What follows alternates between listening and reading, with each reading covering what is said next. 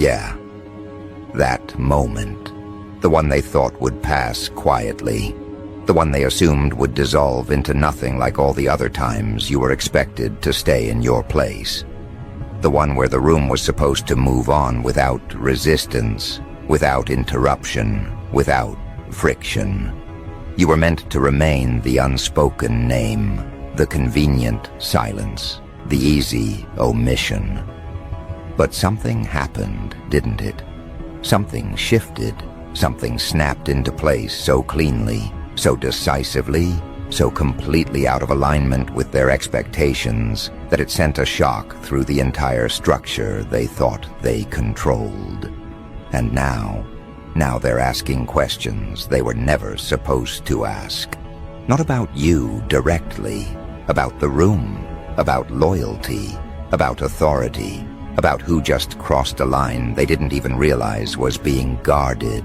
Someone powerful, someone who rarely intervenes, someone who understands exactly how these dynamics work, watched the moment unfold and felt their internal model break because someone went to war for you in that room, not loudly, not emotionally, not impulsively, calmly, deliberately, with precision.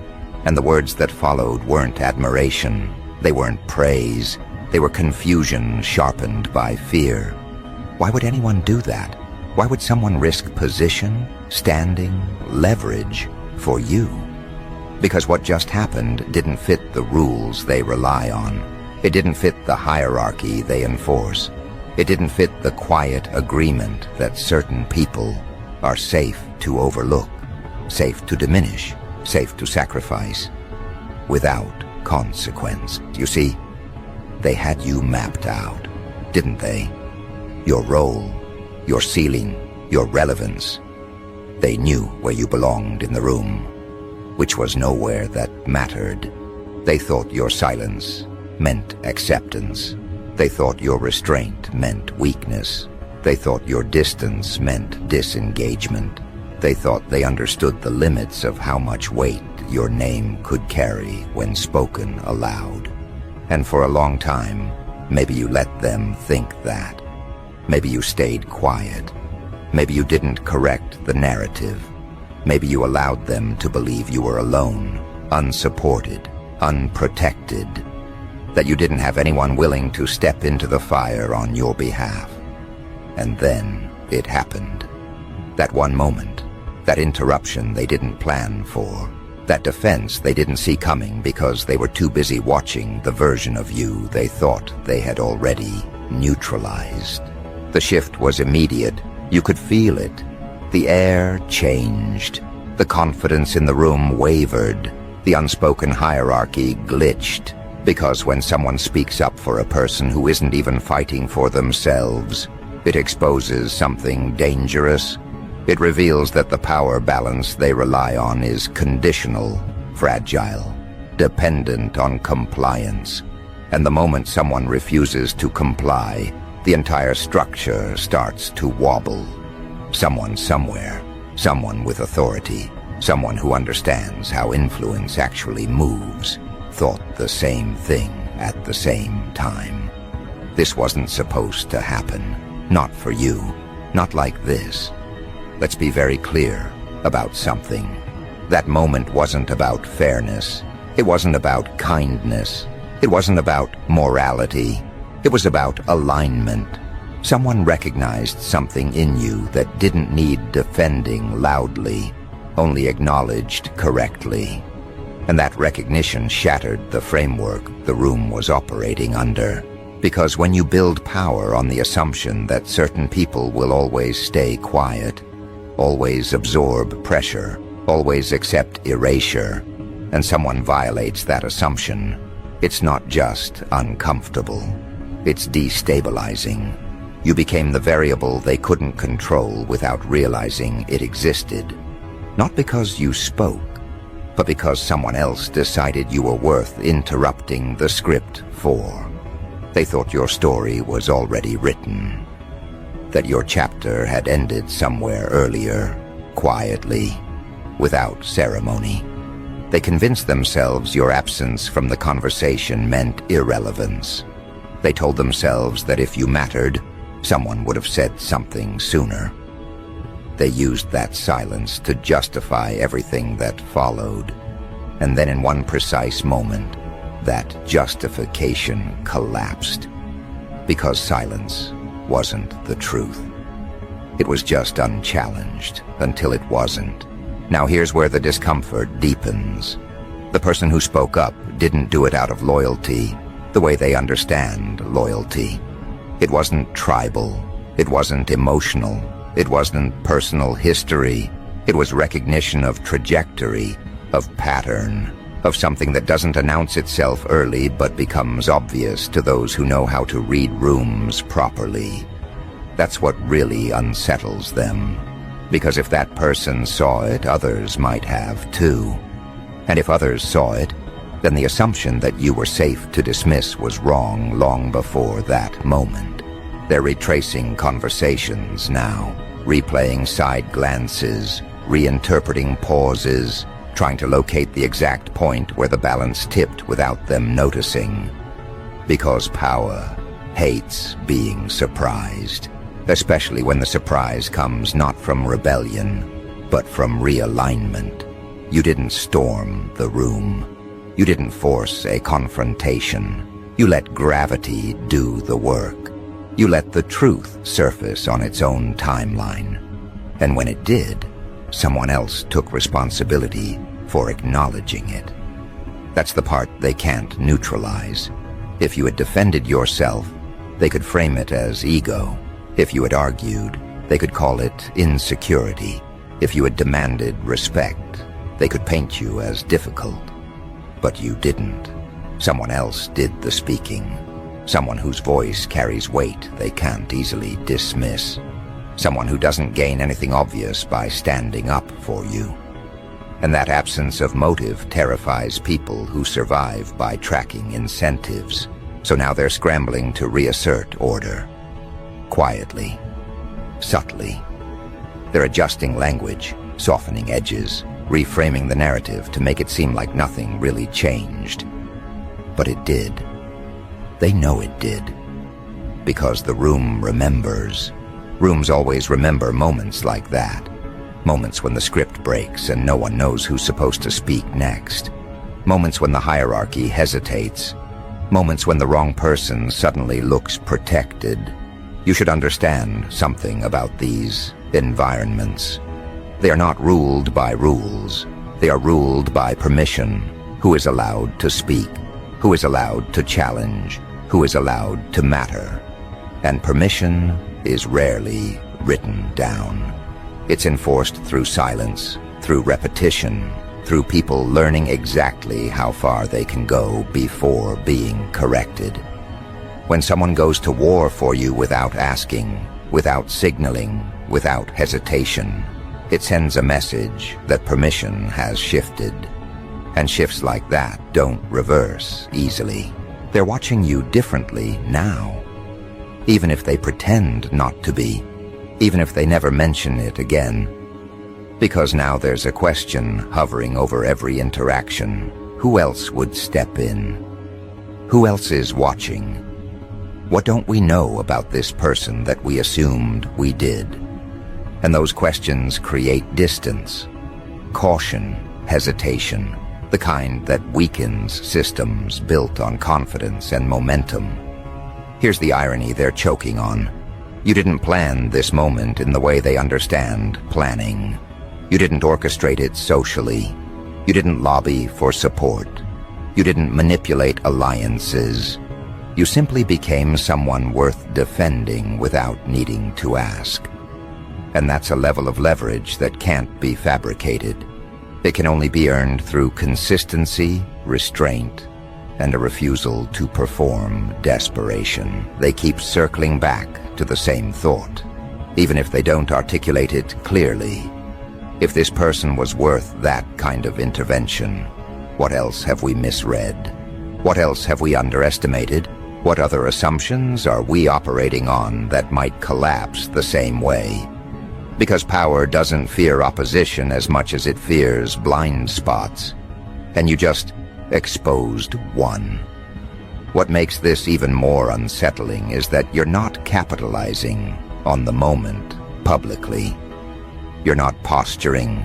You're not changing your behavior to signal victory. You're not reminding anyone what happened. You're moving exactly the same way you were before, calm, unbothered, focused. And that consistency tells them something they don't want to admit. This wasn't a fluke. This wasn't luck. This wasn't a one-off. This was alignment finally becoming visible. They're realizing now that your restraint wasn't submission. It was selectivity. That your silence wasn't absence. It was observation. That your patience wasn't weakness. It was timing. You didn't need to speak in that room because the moment required someone else's voice. And that tells them you're operating on a level where outcomes don't depend on constant assertion. They depend on positioning. Now here's where the unease turns into something sharper. They can't confront you about it without exposing themselves. They can't ask why someone defended you without revealing that they believed you didn't deserve it. They can't challenge the shift without drawing attention to the instability it exposed. So they sit with it. They adjust around it. They carry it forward into future decisions in subtle ways. And every adjustment is an admission that the balance of power has changed. You should know this, too. When someone goes to war for you in a room like that, it's never just about the past. It's about the future. It's about trajectories colliding. It's about recognizing who will matter later and choosing sides before it becomes obvious to everyone else. Someone made that choice. Quietly, publicly enough to be felt. And now the clock is ticking on a reality they can't stop from unfolding. Because moments like that don't fade. They echo. They influence how names are spoken, how opportunities are framed, how risks are calculated. You didn't walk out of that room elevated in title. You walked out recalibrated in perception. And perception is where real power lives. They wanted you small, contained, predictable. They wanted you grateful for scraps of acknowledgement. They wanted you dependent on their approval. And now they're forced to contend with the fact that you don't need any of that. That your position doesn't hinge on their consensus. That your relevance doesn't require their permission. Someone else already made that clear for them. And the most destabilizing part, this wasn't the climax. It was an early signal, a preview, a quiet confirmation that the structure they're relying on is already under strain. Because when one person is willing to step forward, others start reconsidering their silence. When one rule is broken without consequence, the rest start looking optional. And when one person is recognized as worth protecting, the story around them begins to change whether anyone wants it to or not. They're not saying it out loud yet, but they're thinking it. That moment wasn't the end of something. It was the beginning of a shift they're not ready to navigate. Because now they have to move, knowing the room isn't what it used to be. Knowing you're not who they thought you were. Knowing that someone is willing to draw a line they didn't expect to be drawn. And as they sit with that realization, adjusting, recalibrating, pretending everything is normal, one thing becomes increasingly clear. The next move isn't going to come from the same place the last one did. And this time, they won't be able to pretend they didn't see it coming. Here's the part that's quietly hilarious if you know how these rooms actually work. Everyone is acting calm. Everyone is nodding. Everyone is speaking in neutral tones like nothing has shifted. But internally, they're spiraling. Because the rules they depended on just proved optional. And once a rule becomes optional, it's already dead. They don't know how to function in environments where silence isn't guaranteed, where compliance isn't automatic, where someone might intervene at any moment without warning. They built their confidence on predictability, and predictability just walked out the door with that one sentence spoken on your behalf. Now they're trying to locate the source of the disruption, not you. You're the outcome. They're trying to figure out who went to war for you and why. Because power doesn't fear opposition nearly as much as it fears alliances it didn't authorize. The question bouncing around the room isn't, was that appropriate? It's who else would do that? And that question spreads fast. It infects decisions. It slows momentum. It turns every interaction into a risk assessment. Suddenly people are choosing words more carefully, watching reactions, testing boundaries with half steps instead of full strides. They're also running a secondary calculation they'll never admit to. If someone was willing to step in like that, what does it say about you that they missed? What does it say about their judgment, their perception, their supposed ability to read the room? Because here's the uncomfortable truth they're brushing up against. People don't go to war for liabilities. They don't stake credibility on someone they think is weak, unstable, or expendable. That defense wasn't charity. It was a signal. And signals like that ripple far beyond the moment itself. This is where the humor turns dark if you're paying attention. The same people who once dismissed you are now scrambling to position themselves closer to neutrality. Not support, not alliance, neutrality. Because neutrality feels safer when the ground is moving. They're not apologizing. They're not acknowledging the shift directly. They're just adjusting behavior in small, almost comical ways. Slightly kinder tones, sudden interest, convenient amnesia about previous assumptions. It would be funny if it wasn't so predictable. And you're not reacting at all. That's the part that's driving them insane. You're not basking. You're not leveraging the moment socially. You're not changing how you show up to signal victory. You're not reminding anyone what happened. You're letting the silence do the work again. But this time, it's a different kind of silence. This one is heavy, charged, full of implications. It's the silence of someone who doesn't need to prove they're protected because the protection already revealed itself. They're starting to understand something they really don't like. That the defense didn't come from loyalty built over years of social grooming. It came from respect built through observation. Someone watched how you move, how you operate, how you don't collapse under pressure, how you don't perform insecurity for sympathy, how you don't beg for relevance. And they decided, quietly, that letting the room misread you any longer was inefficient. That's the kind of reasoning that terrifies people who rely on dominance through optics rather than substance. So now the room is haunted by a ghost question. If you weren't worth defending before, why are you now? And the only answer that makes sense is the one they don't want to face. You didn't suddenly become something. You always were. They just weren't paying attention because they were too busy managing appearances. That realization hits hard because it exposes a deeper flaw. Their system doesn't identify real leverage early. It identifies compliance. It identifies noise. It identifies people who perform importance loudly enough to be seen. You didn't do that. You let time do its thing. You let patterns reveal themselves. You let results accumulate quietly. And when the moment came, someone else recognized the value before the room could erase it again. That's not luck. That's inevitability finally surfacing.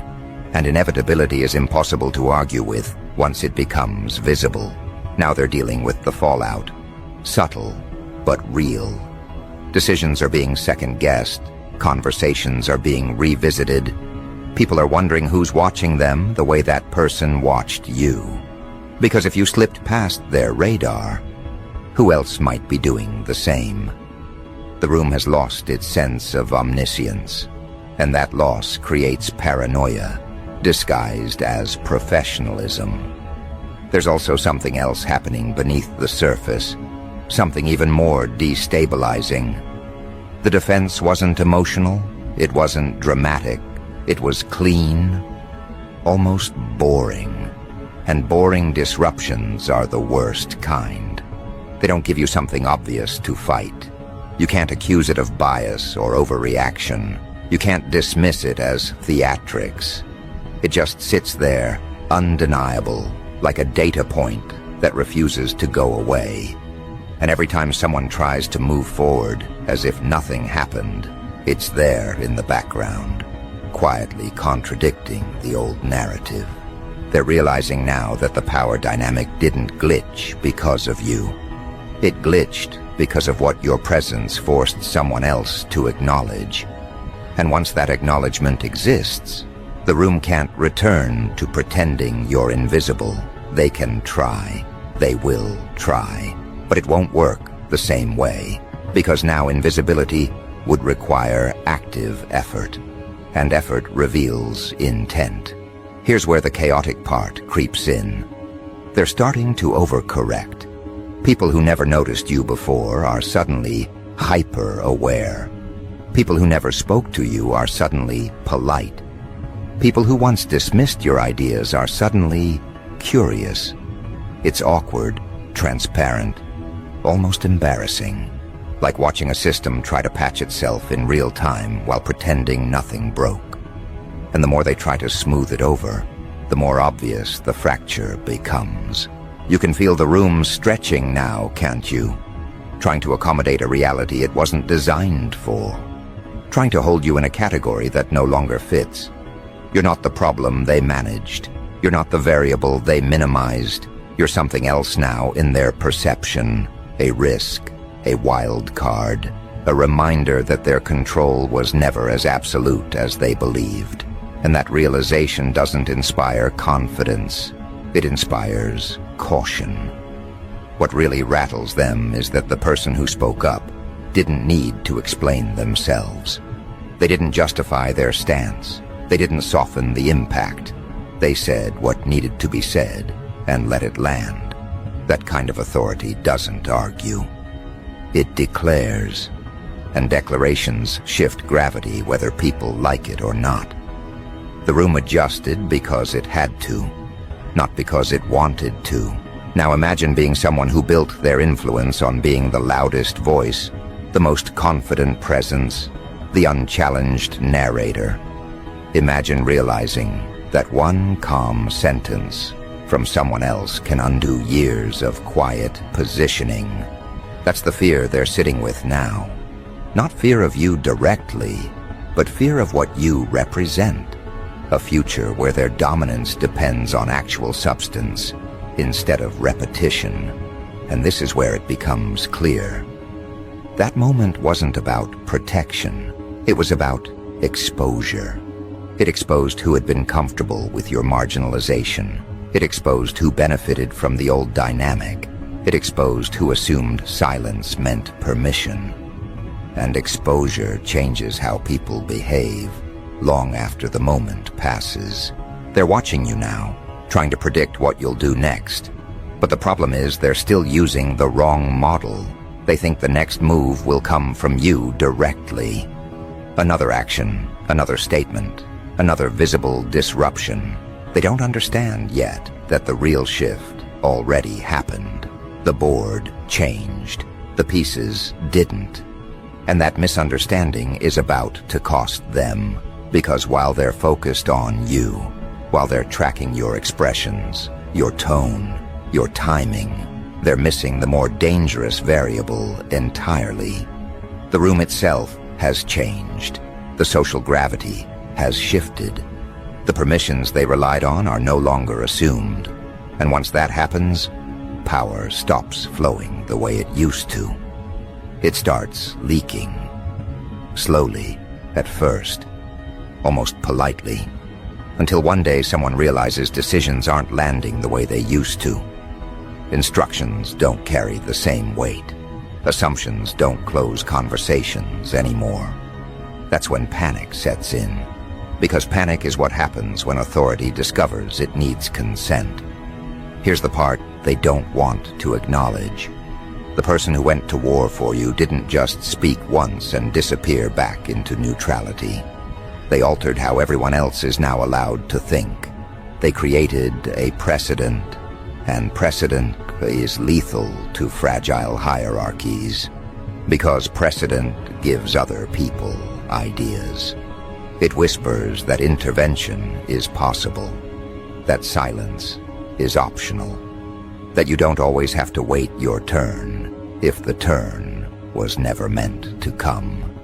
That whisper spreads faster than any announcement ever could.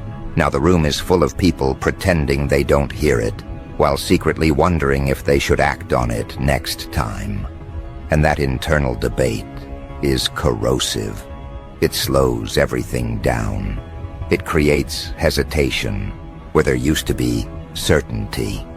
And certainty was the only thing holding the structure together. They didn't realize how dependent they were on it until it cracked. You see, systems like this don't collapse because of rebellion. They collapse because of confidence erosion. Because once people see that authority can be challenged cleanly and survive, they start reassessing their own limits. They start noticing where they've been shrinking unnecessarily. They start asking why certain lines existed in the first place. And those questions don't stay theoretical. They show up in meetings, in decisions, in moments where someone pauses instead of complying instantly. That pause is where power goes to die.